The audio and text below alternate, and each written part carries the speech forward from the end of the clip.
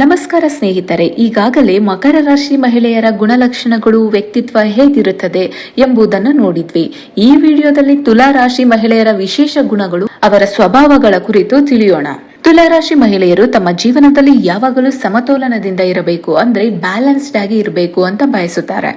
ಜಗಳ, ಕಲಹ, ತಕರಾರುಗಳನ್ನು ತುಲಾರಾಶಿ ಮಹಿಳೆಯರು ಇಷ್ಟಪಡಲ್ಲ.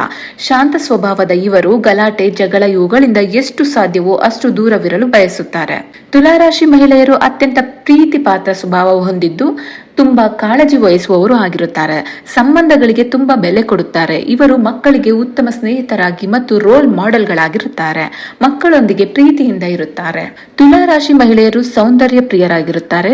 ಸುಂದರವಾಗಿ ಕಾಣಬೇಕು ಅಥವಾ ಕಾಣಿಸಿಕೊಳ್ಳಬೇಕು ಅನ್ನೋದು ಇವರ ಸ್ವಭಾವ.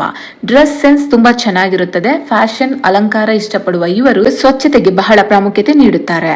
ಉತ್ತಮ ಸಂವಹನ ಸಾಮರ್ಥ್ಯ ಇವರಲ್ಲಿ ಇರುತ್ತದೆ. ಅಂದ್ರೆ ಕಮ್ಯುನಿಕೇಶನ್ ಸ್ಕಿಲ್ ತುಂಬಾ ಚೆನ್ನಾಗಿರುತ್ತದೆ. ಯಾರ ಜೊತೆಗಾದ್ರೂ ಸರಿ ತುಂಬಾ ಸುಲಭವಾಗಿ ಮಾತನಾಡುತ್ತಾರೆ. ಸ್ನೇಹವನ್ನು ಬೇಗ ಸಂಪಾದಿಸುವ ಗುಣ ಇವರಲ್ಲಿದೆ. ಎಲ್ಲರ ಜೊತೆ ಒಳ್ಳೆಯವರಾಗಿರುತ್ತಾರೆ.